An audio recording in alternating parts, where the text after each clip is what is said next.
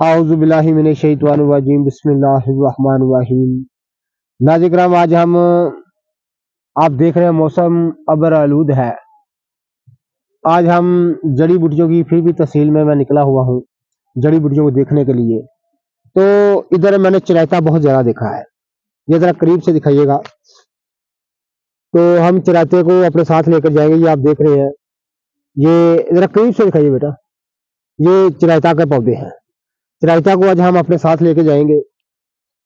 ये चिरायता है और भी यहाँ पर बहुत सारी निबातात की बड़ी अहम किस्म है। मैं आपको दिखाता हूँ। इधर जरा आइए ना, मेरे साथ साथ आए बेटा। यहाँ पर और भी निबातात की बड़ी लाजवाब इकसाम है। ये चिरायता के पौधे हैं। ये आप देख रहे हैं, ये चिरायता के पौधे हैं। चिरायता तलख, चिरायता दो किस्म का होता है। चिरायता शहरी